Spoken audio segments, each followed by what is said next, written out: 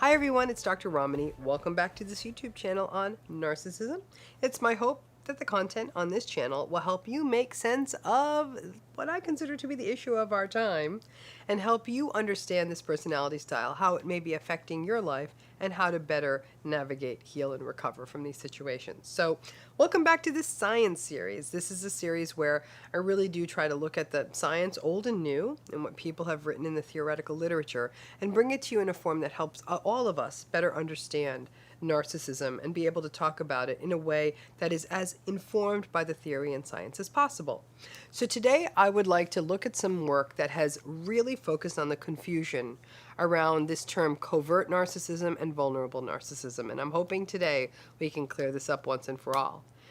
There is some good science out there about narcissism, and it's my hope that in this series we'll address some of this. So let's talk about this. These two words, covert and vulnerable, are often used interchangeably to describe a form of narcissism that doesn't ascribe to the usual grandiose, arrogant, posturing, preening, pretentious, validation-seeking, entitled narcissist. Everyone. That's the original grandiose model of narcissism we learned, and everyone feels pretty confident that they can see it from a mile away. However, as any of you out there who has ever experienced a vulnerable narcissist knows, it can actually be even more psychologically draining and difficult than managing the shenanigans of a grandiose narcissist. The concept of vulnerable narcissism is one that has been theoretically discussed for several decades now. The DSM, which is the Diagnostic Manual in the mental health world, did not really, until 2013, and the DSM-5, really take on this idea of vulnerable narcissism with any kind of, impact. And because of that, even the sort of baseline modal therapist out there works from only understanding more of a grandiose narcissistic model. As a result, the vulnerable narcissism piece is often missed by most clinicians. In some recent reading I was doing, I was rereading a chapter I had read a while ago by researchers Pincus and Roche. And this chapter that they laid out actually really makes clear and lays bare some of the inconsistencies and inappropriate interchangeable use between what we often call covert narcissism, which is actually vulnerable narcissism. So I'm going to try to make this clear so everyone is using these terms properly. So let's take on two sets of words. There's grandiose versus vulnerable, and then there's overt versus covert. Okay? So the error that all of us have been making is to talk about vulnerable and covert narcissism as though they are the same thing. They actually aren't. So let's start with the distinction, very briefly, between grandiose and vulnerable narcissism. Vulnerable elements of narcissism that Pincus and Roche list include things like emptiness, shame, low self-esteem, how anger is managed and social anxiety, a hypersensitivity to criticism, and other things like just being very fragile and feeling chronically persecuted and that life just isn't fair to them. Vulnerable narcissists tend to constantly blame shift. They blame everyone for what isn't going right in their lives, and they always find something to complain about. They blame parents for spoiling them too much, or they blame parents for not loving them enough, or they blame parents for coddling them, or they blame their parents for not coddling them, or they blame their parents for giving them too much money, or they blame their parents for giving them not enough money. They blame their partners for helping too much, or for not helping enough, or for being too demanding, or for not being demanding enough. Remember the mantra, and it really is true with vulnerable narcissism: you can't win. Now, when we're talking about grandiose narcissism, the grandiose elements of narcissism take in stuff like needs for validation, grandiosity, superiority, manipulativeness, egocentricity, entitlement, arrogance, all that usual kind of big, top-of-the-line narcissistic stuff. Now, when life starts going south for a narcissist, for example, a divorce or a public fall from grace or a professional failure, their grandiose defenses can no longer do the job.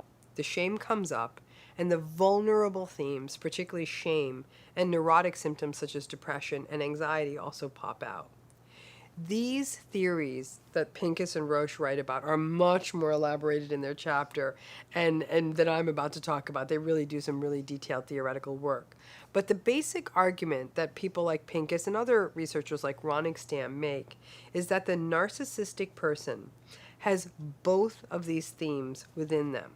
When a narcissistic person's specialness gets questioned, the vulnerable themes come to the surface. But most days, for most narcissists, they just sort of bang about with their grandiose defenses so they can walk around feeling special.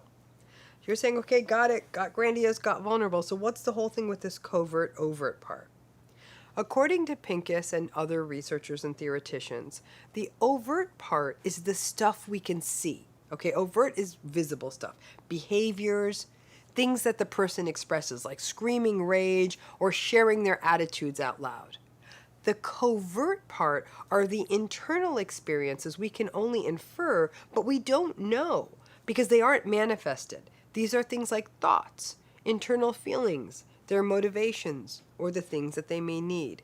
The challenge is that we see the overt stuff, but we can only guess at the covert stuff.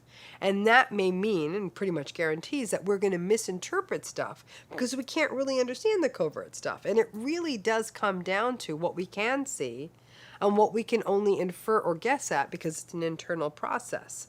One of the great confusions, as we know, of the narcissistic relationship is the why. People want to understand that covert stuff, right?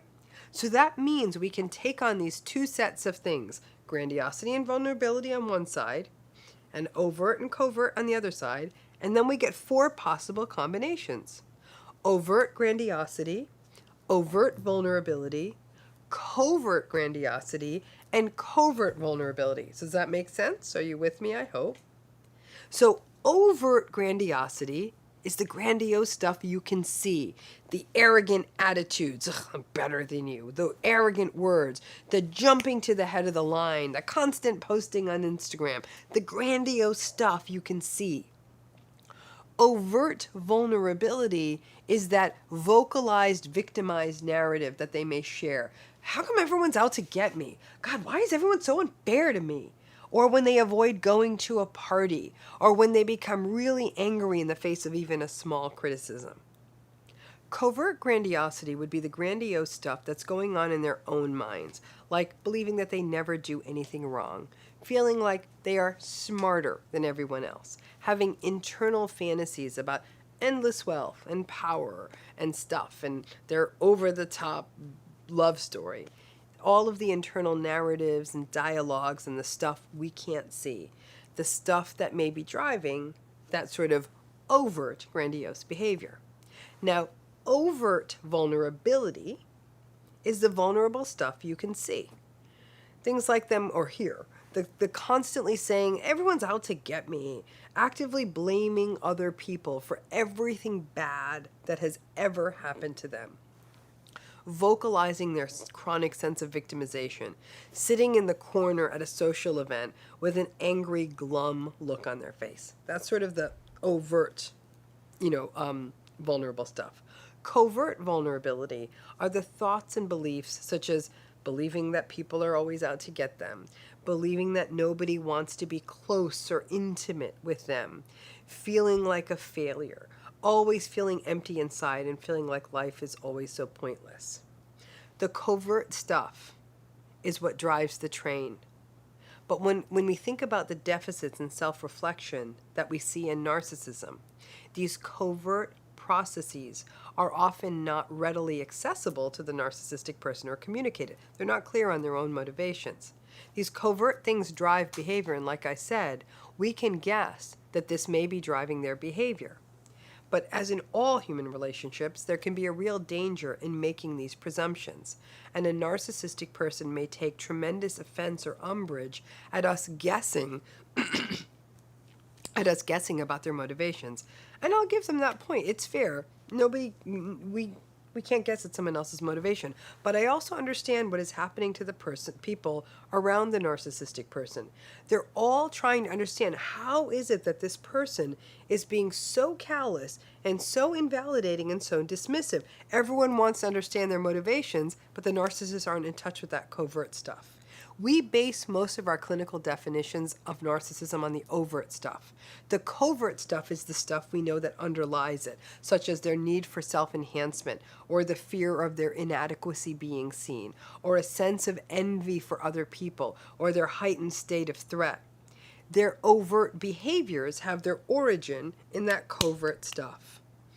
A whole bunch of theoreticians, Pincus, Akhtar, Roningstam, and many others would argue then that narcissistic people, all narcissistic people, will have all four themes running: the covert grandiosity, the covert vulnerability, the overt grandiosity, and the overt vulnerability. If a narcissistic person is going through a tougher spell in their lives and things aren't going the way they want, we may see more of the vulnerability picture emerge. But if their lives, for some reason, turned around and stuff really started going their way, the grandiosity would present more prominently. The covert stuff is what leaves us guessing. The overt stuff is what's in our face. And honestly, a narcissistic person can literally flip from vulnerable to grandiose in the same sentence. Someone saying, "Oh, I'm such a smart and curious and unique person. It sickens me that nobody can see it, and I'm so undervalued." Grandiose to vulnerable.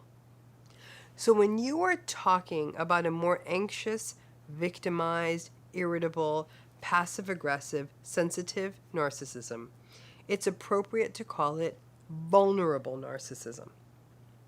The usual arrogant, entitled, look at me, superficial, validating, seeking stuff, that's the grandiose narcissism.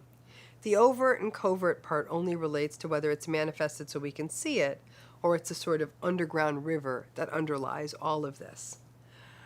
Most people aren't clear on this. That's the clarification. Thank you to Pincus and others who have worked hard to teach us and write about this. Hopefully we can all use these terms more clearly. It is sort of a fine measurement point that links to more theoretical stuff, but the better we understand it, especially for those of you watching this who may be clinicians, the more clearly we can communicate it in a range of settings where it matters. And because narcissism is an area in mental health that's still kind of getting its footing, strangely enough, in many ways, getting the terms clear is really important. I've misused the covert vulnerable distinction over and over and over again, so that was another reason I also want to take ownership for that and make sure that we're using these terms clearly, and me just kind of going back to the theoretical work and saying, I don't think I have this right, so hopefully this clarifies it. Thanks again.